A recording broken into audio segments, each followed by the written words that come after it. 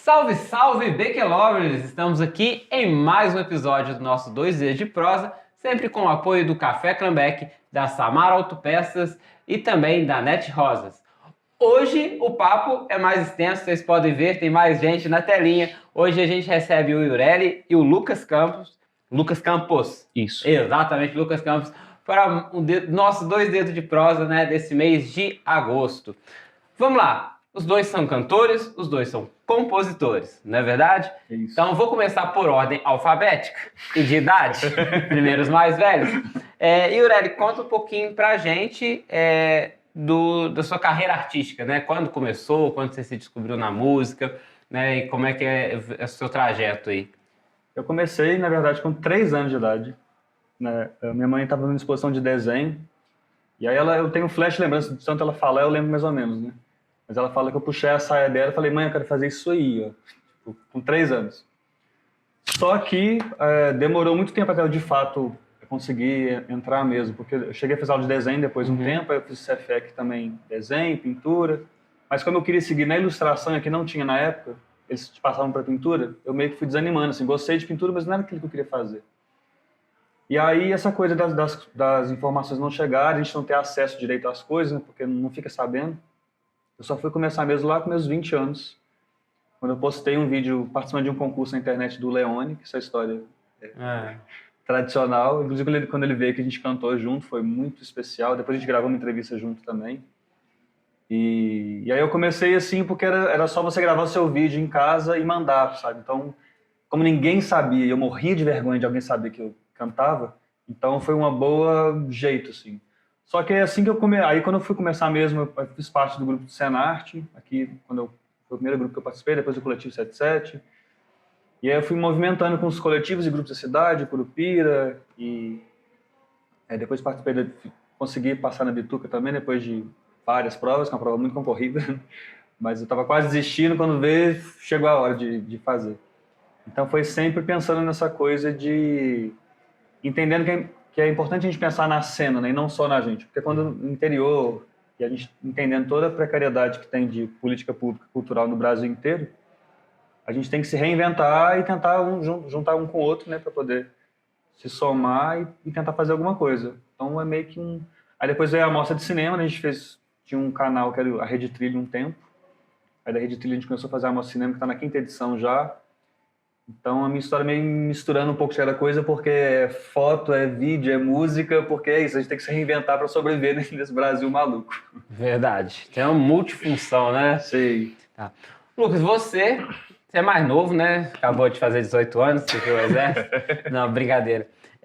Você está começando agora também esse trilho, ou você já está há mais tempo nesse caminho aí? Eu considero que minha carreira começou em 2015. Né? Eu cheguei a participar do festival, aqueles festivais de música do Instituto Curupira, na época mais como instrumentista de um projeto que a minha irmã já tinha, que era o grupo Pluralizar. Ela sempre me incentivando a colocar minhas composições também, aí depois de um tempo eu comecei a me apresentar em barzinhos pela cidade, algumas vezes sozinho, algumas vezes com ela, em dupla com algum outro parceiro meu de música também. E desde 2021 para cá, eu tenho o meu projeto solo, que a gente se apresenta nas casas de show da cidade, que é a banda Lucas Itinerantes. Mas igual o Iureli falou, tipo assim, a minha relação com a arte, ela vem desde criança também, sabe? Cresci num ambiente muito musical, tipo assim, mesmo não tocando profissionalmente, meu pai sempre gostou de tocar violão, de cantar, de ouvir música em casa. A gente sempre teve essa tradição. Tipo assim, quando eu era muito criança, tinha aquelas brincadeiras de fingir que tá cantando, de fingir que tá tocando violão, assim, mas realmente o começar realmente a tocar um instrumento direito, pegar aula com um outro professor, já foi lá perto dos meus 15, 16 anos de idade. Quando eu era pequeno, eu subia no sofá, eu chamava os vizinhos para poder vir assistir, que eu ia apresentar. Aí mandava todo mundo sentar, quando todo mundo sentava, eu, agora fecha o olho, senão eu não canto. Aí todo mundo tinha que fazer, aí eu começava a cantar. Mas é um show diferente, né? Tipo, é o tímido se trabalhando para poder ser artista, sabe? Tipo, É um espetáculo. assim, fecha o olho, eu consigo cantar. Mas se a gente pensar que o rádio é mais ou menos isso, né? Se a pessoa não tá vendo quem tá cantando. Foi a sua primeira apresentação no rádio, isso aqui é o seu próprio rádio. E vocês dois nessas andanças, né, individuais, né? Vocês dois se encontraram. Como é que foi esse encontro de vocês? Vocês se conheceram esse ano? Já tem algum tempo? Foi na época dos saraus, né? Sim, o sarau. Na época que se organizava o sarau. Sim, verdade. O sarau vira-lata antes do festival. Tava até lembrando do festival de inverno. Teve uma vez que teve lá na escola. A gente fazia o sarau vira-lata, que foi um movimento que durou 2 anos. E foi muito intenso, assim, me marcou muito, foi muito importante, porque a gente de 15 em 15 dias rodava pelas praças da cidade, né? Com apresentação musical e declamação. Então, a rua é a rua, né? Então você encontra de tudo na rua, tudo acontece. Mas muita gente começou a cantar no sarau, assim. Foi muito especial o momento, assim, que isso ter acontecido. E aí tinha esses momentos que a gente se encontrava no sarau, né? Mas a primeira vez que rolou aquela provocação de vamos tentar compor foi no Festival do Curupira, né? Foi. Eu vi a apresentação dos meninos lá, a Carol também, e eu curti muito, me identifiquei, assim, achei que tinha a ver um pouco, apesar de a gente ter estilos diferentes, mas tinha uma coisa em comum ali. Só que ficou aquela guardada, tipo, vamos ver, porque nem sempre vem inspiração, assim, né? Tipo, a gente tenta provocar ela, mas nem sempre acontece. E aí foi na pandemia que a gente conseguiu botar pra fora, assim, porque veio um assunto em comum, né, que a gente tava falando de essa coisa que tava todo mundo em casa, e essa vontade de voltar pra rua, encontrar as pessoas, encontrar os amigos, abraçar, né? E a execução mesmo, quando a gente começou a compor, foi justamente depois de uma espécie de sarau que você fazia que ele fazia no perfil dele no Instagram, de convidar as pessoas para poder cantar, e depois que acabou a live, assim, vamos fazer agora? Vamos fazer agora. A gente começou dali, sabe, no susto. Tá. Então a gente já entra no assunto central aqui do nosso entrevista.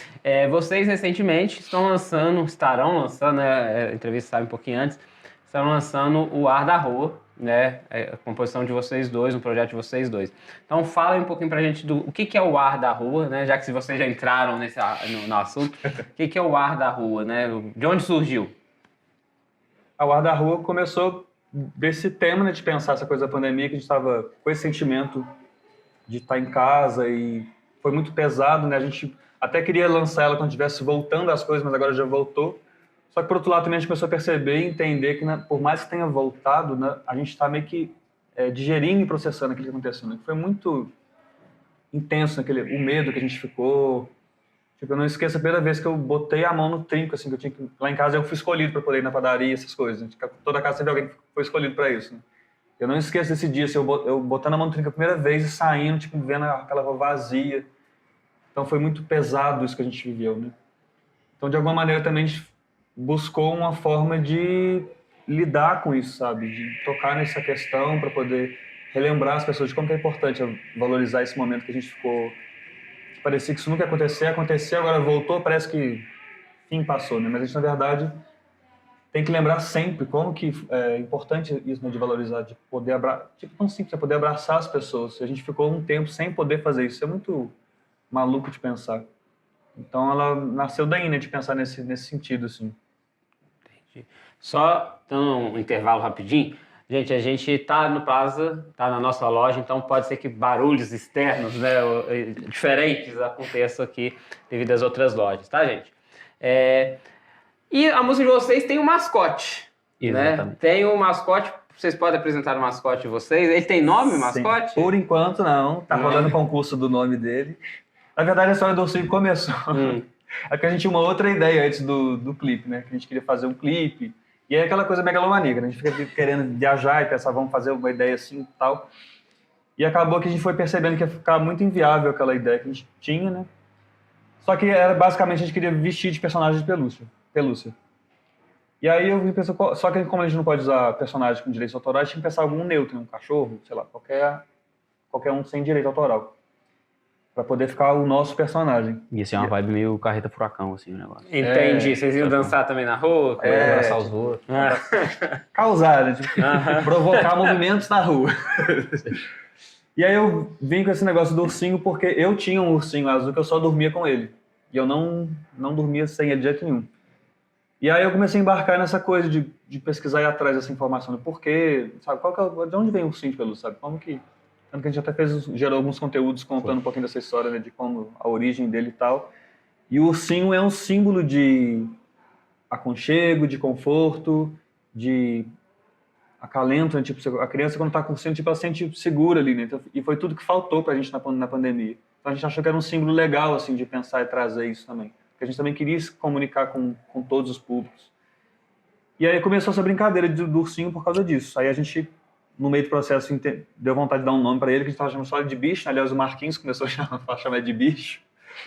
A gente está fazendo um concurso que já teve mais de 700 votos, porque, gente, o pessoal entrou numa competição que eu não imaginava que o pessoal ia ficar tão competitivo com esse negócio do ursinho. E aí foi isso. Aí a gente, como estava com essa ideia anterior, a gente pensou, vamos pensar um jeito de desenvolver, tipo, capa, clipe, a partir desse símbolo. E a gente foi desenvolvendo o resto a partir dele. E vocês aproveitaram uma outra vibe também, que está muito em voga agora, que é a inteligência artificial. Isso. E o clipe de vocês tem todo esse envolvimento com a inteligência artificial, não é? Sim. A gente usou uma ferramenta de vídeo para poder... Porque o vídeo, tipo assim, spoiler pra galera, e ele envolve, ele retrata as ruas da cidade, sabe? E a gente achou que seria interessante até para poder trazer essas reflexões sobre as coisas do mundo moderno, tanto as questões da saúde mental, igual ele falou, de usar o ursinho como conforto, mas também das ferramentas que estão disponíveis para a gente hoje em dia, né? Então a gente associou uma coisa com a outra e transpôs os vídeos que a gente gravou da cidade utilizando uma ferramenta de inteligência artificial para poder dar uma vibe meio desenho animado, futurista. A gente ficou muito assim, né, primeiro, tentando pensar uma ideia simples e criativa que pudesse ser mais fácil de executar, já que a nossa primeira ideia estava ficando muito megalomaníaca. E aí coincidiu de ser esse momento né, de estar bombando esse assunto do momento da inteligência artificial. No início eu fico até tipo, meio mal, assim, pensando, nossa, tipo, não, sabe? Porque tem vários problemas aí, né? Só que ao mesmo tempo também ela é uma ferramenta que está aí, né? A gente não tem força de não lidar com ela, ela vai estar presente. Então a gente começou a pensar como lidar com ela. Aí eu entrei nessa brincadeira, assim, tá, beleza, tá inteligência. Como que é? E se eu fosse criar a capa com inteligência artificial? E entrando nessa brincadeira. E depois o vídeo, e o vídeo? Como é que é o vídeo? E aí a gente foi experimentando, pesquisando quais ferramentas estavam rolando agora, né, mais interessante. Sim, a de imagem que eu utilizei foi a Leonardo, e a de vídeo foi a Kyber, que inclusive é a mesma ferramenta que fizeram o clipe do Linkin Park da Elza Soares, agora recentemente. Então foi muito interessante, assim, porque na verdade, a gente gosta muito de colocar a inteligência artificial como se fosse uma pessoa, né? Tipo, ela vai... É uma ferramenta. E ela é uma linguagem, uma estética, né? Que você cria. A gente, quando olha alguma coisa criada por inteligência artificial, a gente já percebe, isso aqui foi criado por inteligência artificial, você já tem uma cara, né? Então a gente quis se apropriar disso por entender que assim, não tem como, né? Não... Isso também, na verdade, eu acho que foi um acelerado da pandemia, né? A pandemia acelerou muita coisa tecnológica que a gente não usava, chamada de vídeo, outras coisas que a gente passou a usar por causa dela. E acho que a inteligência foi mais uma, assim, ganhou muita força, né, para poder a gente começar a ter isso mais acessível para todo mundo poder mexer, né? Sim. Então foi divertido, tipo, criei um monte de rua até achar a rua. Não, essa rua acho que parece um ângulo parecido com aquela rua do Pontilhão, porque a ideia também era brincar tipo como se fosse um multiverso de Barbacena, sabe? Brincando, tipo, como seria essa rua de Barbacena numa outra realidade? E com esse ursinho, como se fosse um ser mágico que está voando pelas ruas, vendo essa cena que foi, né, dessas ruas vazias que a gente viveu durante a pandemia e que ficou para trás, mas para poder lembrar da gente que é importante valorizar as coisas simples da vida, né? E esse cenário que a gente ficou com de isolamento, sem ninguém, e agora que a gente pode lembrar que é importante a gente valorizar isso, né? Porque a qualquer momento, de novo, qualquer outra coisa pode acontecer. A gente não quer, mas agora a gente entendeu que a gente está... Isso pode acontecer, né? A gente ficava achando muito que era coisa de filme, que era uma coisa distante. Então foi meio que tentando... É isso, né? Tipo, esse processo interno de lidar com o que aconteceu com a gente na pandemia, para poder a gente ficar bem com a nossa saúde mental e tudo mais, mas também compartilhar isso com as pessoas, porque é sempre essa propósito do artista, né? Tipo, provocar as pessoas de alguma maneira para elas refletirem a respeito disso, entender, porque tem muitas questões éticas também problemáticas com a inteligência artificial, por exemplo, que é uma ferramenta que precisa ser regulada, não pode estar assim, solta como ela está acontecendo, porque tem muitos problemas mesmo, mas ela também não é só ruim, né? Tem um lado bom também, que é essa facilidade, assim, porque durante esse processo eu não tive bloqueio criativo hora nenhuma. Tipo, tudo que eu jogava, eu me devolvia. Tipo, eu jogava e devolvia. Aí eu ficando empolgado, sabe? Tipo, querendo criar mais e mais e mais, porque vinha muito rápido a resposta, né? Então foi muito divertido também essa brincadeira. E quanto tempo vocês demoraram desde a concepção da música, a composição da música, até o dia que você olhou o clipe e falou assim, tá pronto? Se arredondar, eu acho que dá uns 3 anos. 3 anos de processo criativo para fechar tudo isso. Tipo assim, 3 anos, se eu considerar o período todo, né? Tipo assim, a gente começou a compor ela lá em 2020, nesse período que rolavam essas 3 anos lives. mesmo. Aí a gente compôs ela, depois vamos gravar. Aí entre o compor e o começar a idealizar a gravação já passaram alguns meses.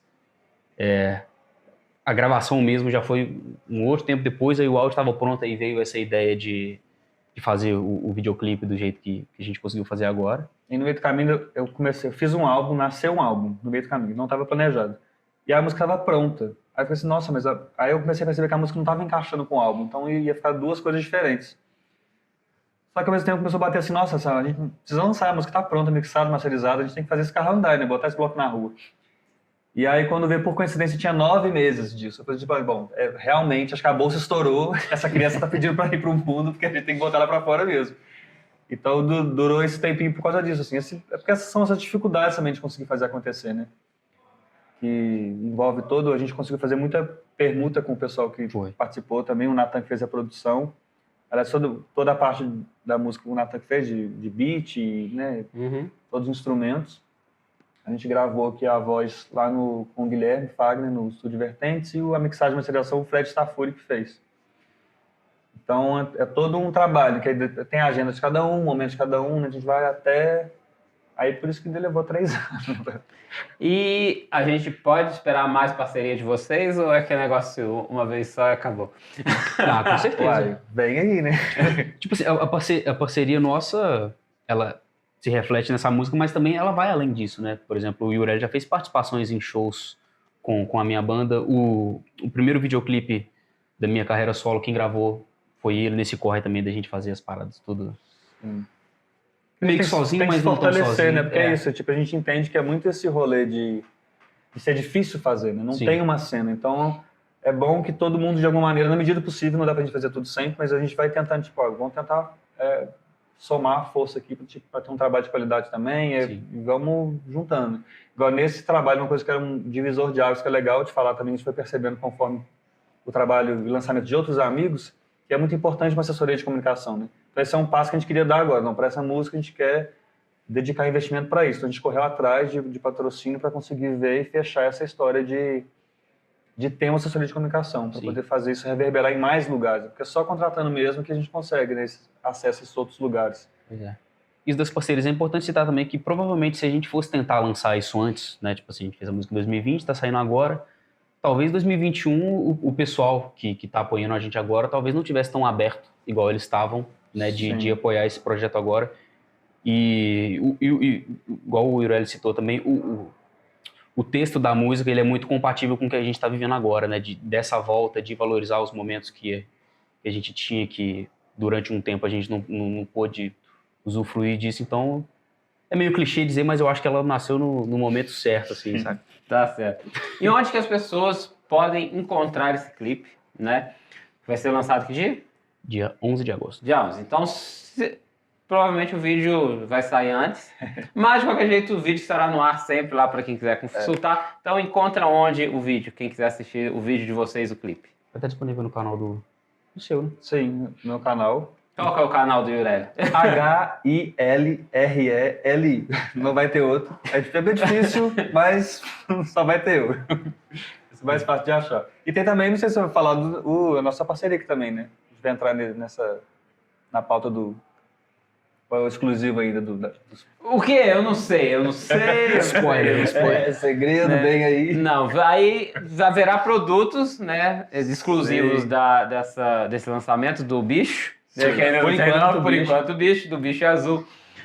Aqui na Vende BQ, né? Sim. Aí, isso é fato, teremos as canecas exclusivas, o chaveiro ali, o chaveirinho. Sim, produzido pelo pessoal do Centro de Convivência. Foi muito, aliás, assim, muito legal falar também que a gente, quando pensou nessa data que era aniversário da cidade, a gente está usando imagens de ruas da cidade, a gente... Vale dar esse spoiler, porque tem muito a ver com a nossa história mesmo. Tipo, eu cresci no São Pedro, o Lucas é de São Pedro, a gente queria de alguma maneira ligar com coisas do São Pedro. Porque, de novo, é isso, assim, quando eu comecei, foi vendo que existia o ponto de partida que eu pensei, nossa, dá para fazer uma coisa assim, sabe? Aí que eu comecei a fazer.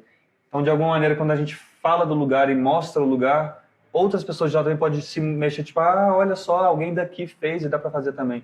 Que é muito uma coisa que tem a ver com vocês também, sabe? Porque é muito especial, assim, essa coisa de pensar a cidade e as coisas que são daqui. Tem muito a ver com a música, assim. Por isso que foi muito legal esse encontro de fazer isso acontecer. Em breve tem produtinhos aí, exclusivos aqui na Vende Daqui. Viu? A gente vai colocar até fazer propaganda.